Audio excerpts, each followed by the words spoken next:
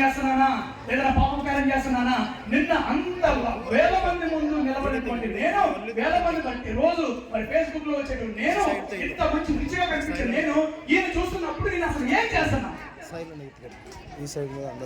చెప్పాలంటే అయ్యగారికి ఎందుకంటే సిగ్నల్ కాడ, బస్ స్టాప్ లాగా, పబ్లిక్ లాగా, పార్క్ లాగా సేవ చేస్తా ఉంటారు. పత్రికలు పంచుతా ఉంటారు. కృష్ణ సిగ్నల్ కాడ పత్రికలు పంచుతుంటే చూసి కలిసి మాట్లాడే సంతోషం అనిపించింది. ఆ విషయం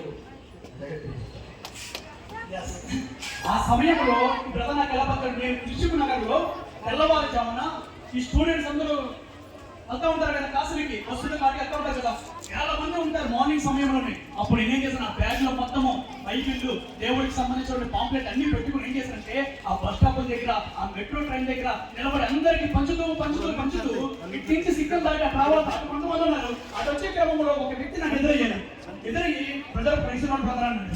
అన్నప్పుడు నేను ప్రైజ్ బ్రదర్ అన్నా, బ్రదర్ మీరు నిన్న అనిల్ కుమార్ గారితో అంత స్టేజ్ మీద నిలబడి అసలు మీ పరిచర్య ఏంటి బ్రదర్, నాకు చాలా ఆశ్చర్యంగా ఉన్న బ్రదర్, ఇన్స్పిరేషన్ ఉన్న బ్రదర్ అని నన్ను మొట్టమొదటిసారిగా ఆ ఒక వ్యక్తి చూచింది.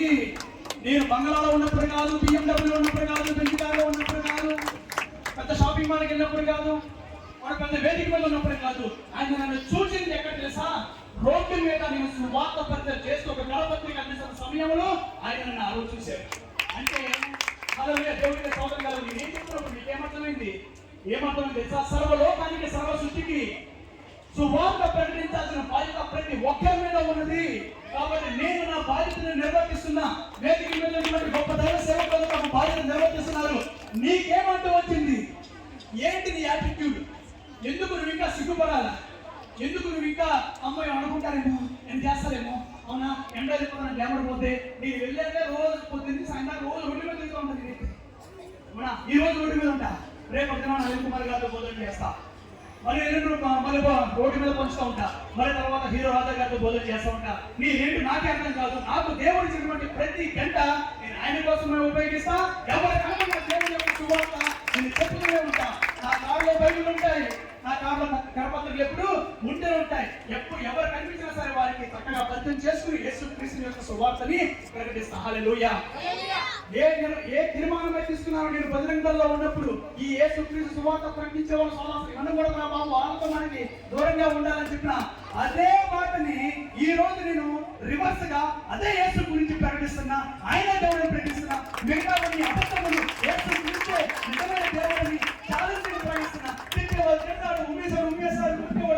ఏదైనప్పటికీ కూడా నేను కాంప్రమైజ్ అవుతున్నా. నా దేహంలో ప్రాణం ఉన్నంత వరకు హల్లెలూయా నేను యేసుక్రీస్తు యొక్క సువార్త చేస్తూనే ఉంటా.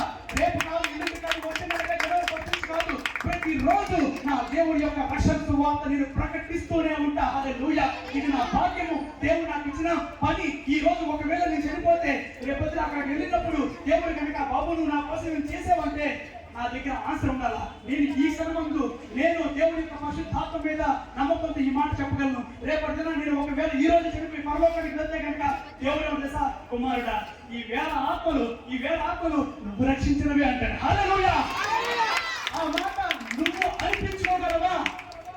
అయితే ఈ రోజు నుంచి నేను అనిపించుకుంటా అని చెప్పండి. దేవుడి చేత చెప్పండి, దేవుడి చేత బలా మంచి దాసుడా, బలా మంచి దాసురాలా, ఈ ఆత్మలన్నీ నువ్వు రక్షించినవే అని అనిపించుకున్నాను. అని అనిపించుకుంటా బ్రదర్ అని చెప్పండి. హల్లెలూయా. తీర్మానం తీసుకోండి. మీకోసం చిన్న ప్రార్థన చేసి ఈ తీర్మానాన్ని మీరు ముందుకు వెళ్ళేటట్టుగా నూతన సంవత్సరంలో నుంచి మీరు ఈ విధంగా ముందుకు దూసుకు వెళ్ళే విధంగా మీకోసం ప్రార్థన చేస్తాం.